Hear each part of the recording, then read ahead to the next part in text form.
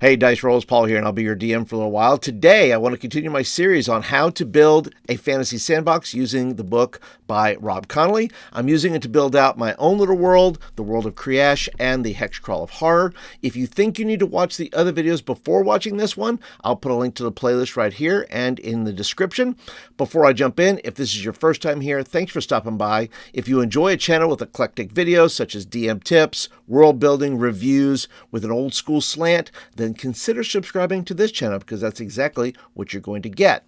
Okay, let's go ahead and look at the steps that I'm going to follow today. And welcome to my little world, the land of Kre'ash, particularly Guardian Grove, which is highlighted by this red outline here. This is going to be the region that I'm going to be working on. This is named after the Pantheon, the Guardians of the Grove. And there's a whole zine that I have about that. I'll talk about that in a little while. But let's go ahead and get started with the steps that I'll be following today. All right, let's go ahead and take a look at the steps we have here. By the way, if you're interested in getting the book for yourself, How to Make a Fantasy Sandbox, I'll put a link down in the description below, and you can follow along the same 33 steps that I'm doing right here on the video. Now, I'll start out by saying that I am building this world. I'm not building it exactly. I'm not following every step according to what it's asking me to do, because I'm trying to create a world with a different sense of flavor. I'll talk about that in a moment, but you don't have to build it exactly. If you want to build a world exactly by the steps, perfectly fine. I tend not to follow directions very well anyway. So as I'm reading directions, I go, I have a better idea. I have a different idea. I have a different thought. And you may be the same way. So have the freedom to create the world you want to create, as I am doing here. And as you can see, starting with step 11, decide where to place population locales. Note their race. This includes monsters with a social structure. Step 12, decide where to place lairs, locales that revolve around a home of monsters. Step 13, decide where to place ruins, locales that revolve around a special, notable, or interesting site. And step 14, decide where to place miscellaneous locales, anything that doesn't fit in the steps above. And you'll see as I'm following these steps that I am not following them exactly, and I'll explain as I go along. So let's go ahead and move on and just offer my explanation here of what I said earlier of why I'm building it the way I'm building it. There are those who like to build medieval, authentic settings, which is great. Perfectly fine. There's some great resources out there for medieval authentic. If you go and look at the RPG Pundit's resources, he has all kinds of medieval authentic. He has done the history behind it. I am not building a medieval authentic setting. I am building a functional setting, a setting that is believable, a setting that is good enough to get my players to buy in and immerse themselves in a world that they go, oh, that's completely feasible. That sounds right. And once again, this is fantasy and magic and all those things, but I also want it to be functional in the sense that they understand that this is how a city works. This is where the town is. So it'll give my players somewhat of a realistic or an imaginative idea of what this looks like so they can play in it. So whether you choose functional or authentic, doesn't matter. It's your world. Create it. Do it how you want to do it. I'm not here to tell you how to do it. I'm showing you how I'm doing it and maybe giving you a little bit of permission to do it the way you want to do it, right? Okay, so let's go ahead and move along then. I'm also using a resource called the Tome of World Building by Matt Finch. And this is also a great resource. I'll put a link down to this book as well. It is jam-packed. I think it's 300 pages. It could be more, but it has tables, and this is where I'm getting a lot of my information that is informing at least the population, because I don't do math so well. You'll discover I don't math very well, and so I'm going to try my best. So let's look from the book here, page 119. Matt says, population density in the early Middle Ages, 500 to 1,000 Common Era, I want to say Common Era, was around 2 to 5 people per square kilometer or 5 to 13 per square mile. In the year 1000, population densities were approximately as follows. France had 36 people per square mile. Scotland had 4 to 8 people per square mile. Sweden and Norway, 1 to 4 people per square mile. England and Wales, 11 to 30 people per square mile. Italy, 60 to 95 people per square mile. Spain and Portugal, about 35 people per square mile. And for this particular region, Guardian Grove, I'm going to be looking at France. France is going to be my model for this. So let me go ahead and move along and show you what I have so far. And like I said, I don't math so well, so I'm doing it as best I can. I'm going to tell you how I have figured this out, right? So in the hex population, so if I have 36 people per square mile, and my hexes, as I've designed them, are 5 miles across. So they're going to be about 21 square miles. So 21 times 36 is about 756 people per hex. And then as you can see over here, my region then would be, well, that's 756 times 7 equals 5,292 people within this region. And this region, as you can see down here, is about 150 to 220 miles, which is what the steps recommend. So let's go ahead and continue to move along.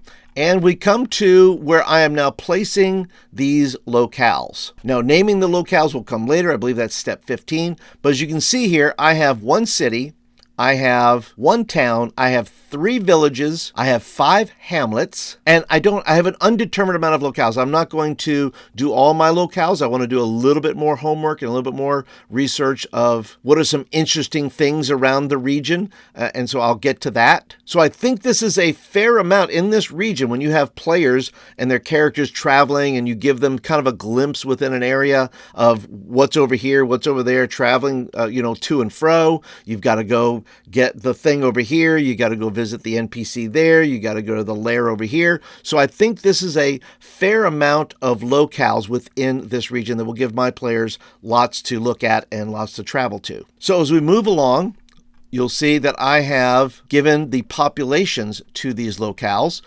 And I have put there what the steps has asked me to give certain races there. What is it? What is that city or that hamlet? What are they populated with? So if you look up here where the Aether Mountains are, there's a hamlet there and there's a dwarven hamlet there. And population is going to be about 32. So you have about 32 dwarves, which makes sense because as I build that out, there's going to be mining, there's going to be all those kind of things. So the dwarves are going to be in that area. Then you have Guardian Grove, which the city proper is going to be, that is, just outside the city will be where the grove is. But in Guardian Grove, the population is going to be 1,900 people, mostly human with elves, halflings, and some dwarves. Because some of the dwarves will come from the mountains down into the city to sell wares, visit the market, all of those things, visit relatives, who knows, right? Then you have these hamlets, and these hamlets are going to be 25 to 50, mostly human as you move south. Now, these will matter later on as I map other areas, because as I get into the history of the world, there'll be battles, there'll be wars, there'll be trade agreements, there'll be all those kind of things based on these populations that are trying to figure out how to get along or not get along, and it's going to matter in the history of the world. Now you can see over here, here's a town. This town's going to be about 450 to 500 people. And then you have an elven village up here that is going to be 150 to 200. I put that over here because there's the Eso forest. I think it's the Eso forest, or it's the Vaso or the Eso forest. And because it's the forest, well, that's where my elves are going to be. That's where my more, that region will have towns, cities, hamlets, all those kind of things will somewhat be ported over there to create a similar region of populations and locales. Now, there is one important locale that I have put here, and that is the Witches of the Blackened Earth, which is right there, right in the center there. And why is that so important? Well, the Witches of the Blackened Earth is where what's called the hexing. And the hexing is this whole thing where these witches got mad at the gods because they thought that the gods weren't listening to them. Their forest, their grove was devastated, and now it's just kind of in shambles. And their revenge, if you will, or the way they thought they were going to get revenge, is they took one of the keystones of creation, which is an artifact, which they didn't know was also a prison for some of these demigods that they had who had rebelled, and they tried to suck the magic out, and they did, to perform this hex, to rejuvenate their own grove. And that's when all the demi-humans were released, and that's when the crazy, corrupted, the undead were released, the demons were released, the spirits were released in all these various areas. And this particular area is ground zero for the hexing and what is happening. And once again, some of this will be developed as I go along. I don't know who all is affected yet. I don't know what populations and have been most affected and what is the distance. I'm still working on some of those details, but that'll be in a future video. So as we move along, I'll show you an example. So let me just show you an example of cities. You're talking about Guardian Grove there. Here's some examples of cities with populations around 2,000. Now, why do I note this? Well, because I can go to these cities. I've linked them up there. And so I can go to St. Mary's, Georgia.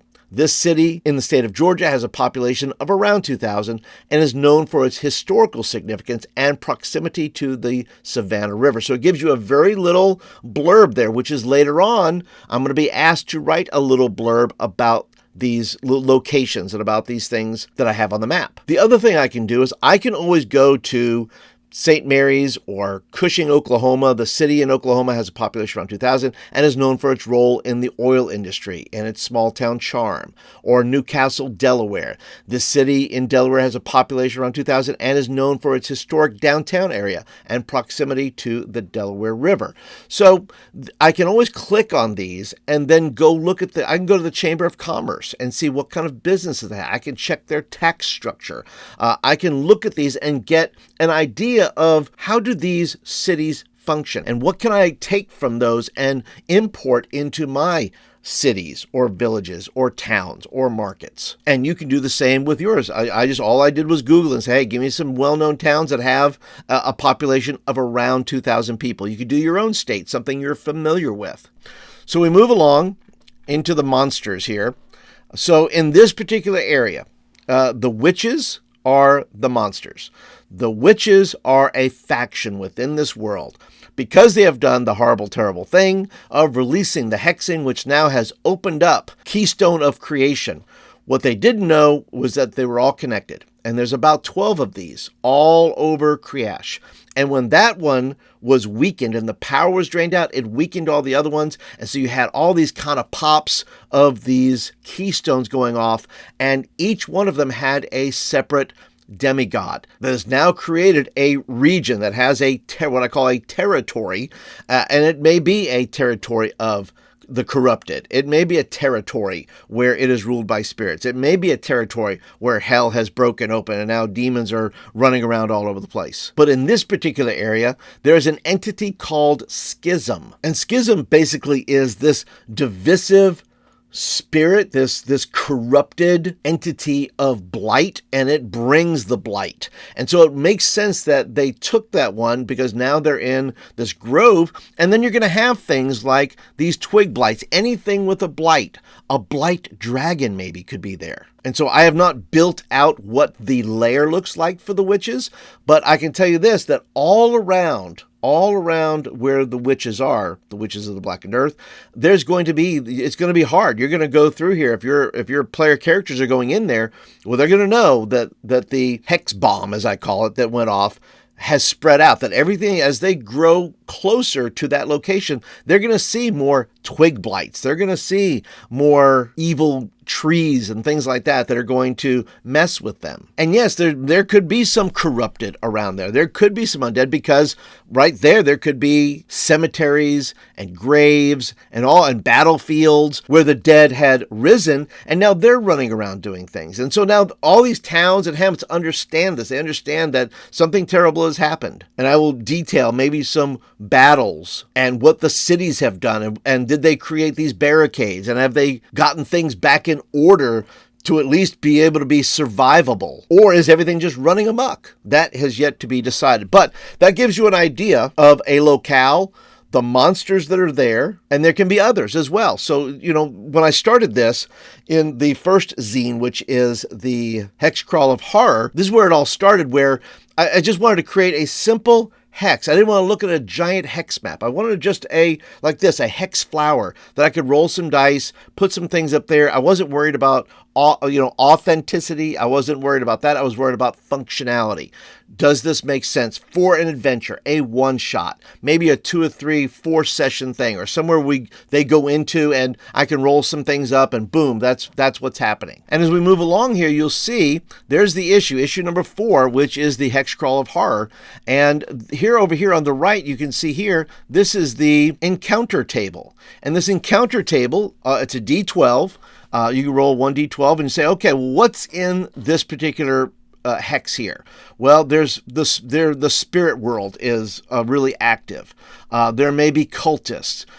There's the corrupted. There's of course here, there's the witches and the warlocks. There's maybe some of the dread. There are some marauders. So you're going to put 2 or 3 of these things within this 150, 200 mile radius, and then your players just have to deal with them. But that's initially how it started out. Just a simple way to roll some dice, roll 2 or 3 things, and boom, you have a territory. And because they're in the middle here, whoever's in the middle, this is how I designed my little hex here, is that whoever's in the middle, there can be corrupted over here, there can be cults over in this one, there can be marauders over here, but whoever's in the center, that is the center, that is the seat of power. They have the most power within that 200-mile radius. And there may be other entities in those other hexes who are trying to gain that power. So those factions don't always work. They're not working together per se. They want that seat of power. They're trying to build, those demigods are trying to build their own dominions. And if that means they have to unseat the center seat of power, then so be it. That's what they have to do. So let's go ahead and move along. Now we have our lairs. Like I said, this lair that we have is the witches. That's the witches' lair.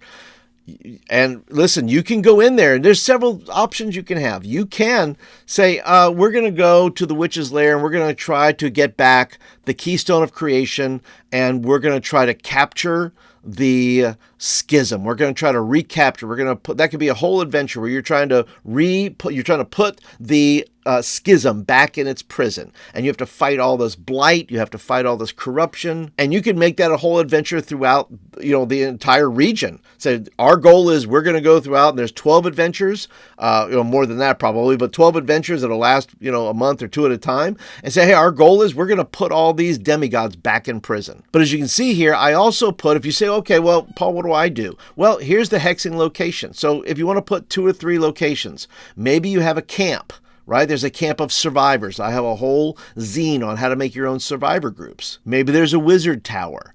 Maybe there's a stronghold. So once you, as a DM or GM, you can start to fill this out and then start to use the zines that I've written to then go ahead and flesh that out and say, I'm going to roll up some things. We're going to put some things over here. And like I said, try to condense the process a little bit to where it's not like, oh my gosh, I got a whole map of hexes I have to fill. No, you just have to fill this, these 7 hexes here, and you can go ahead and build out your own adventures, build out your own setting, build out your own world. And that's how I designed it. So let's go ahead and move on. This is where Lairs and Ruins. Now, in addition to, you could roll it up, but something I did in January, I did what is called 30-day dungeon. And every day, there's a whole playlist, and I'll put that down in the description below as well.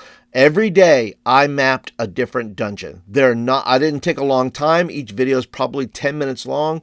And I used, tables and said, okay, I'm going to build out these random dungeons, first of all, just so I could do it. But now I have 30 dungeons that I could take these lairs and ruins that I have made, these dungeons, these places and locales, and I could put them all over here. This little deal right here, these druids most foul. Well, I could put that in this hex right here. I could take the alien pilgrimage, which is really about the dread. The dread is all about cosmic horror and things like that. So I could put that in this area if I want.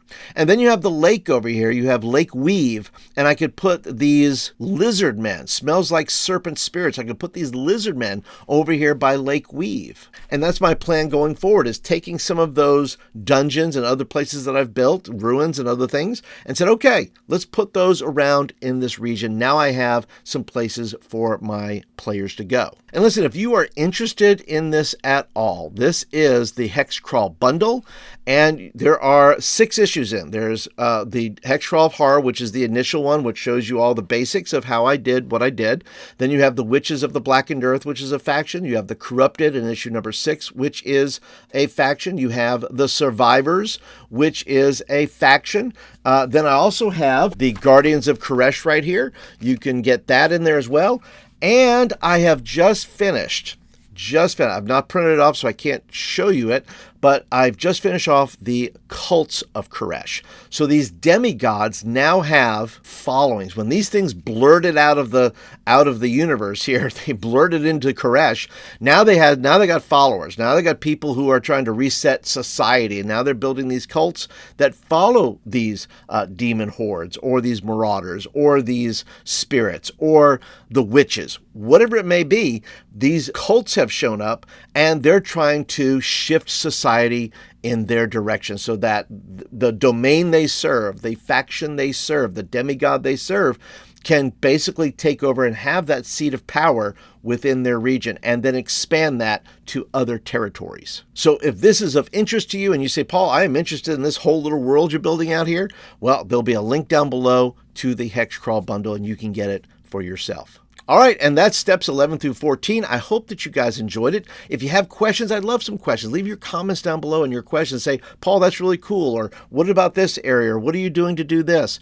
All those questions and comments, leave them down below. I would love to hear from you. And don't forget, if you want to continue to watch me go through the steps, be sure to subscribe. Next time, it'll probably be steps 15 through 18, something like that. And I would love for you to come on the journey with me. And if you're interested in more videos, I've done more videos like this. I'm going to put playlists right over here. And if you like this video, go ahead and click the thumbs up button, because that tells me you like this video and you want more of them. But that's it for today, everybody. Thank you so much for being here. Thanks for being a part, and I will see you all in the next video.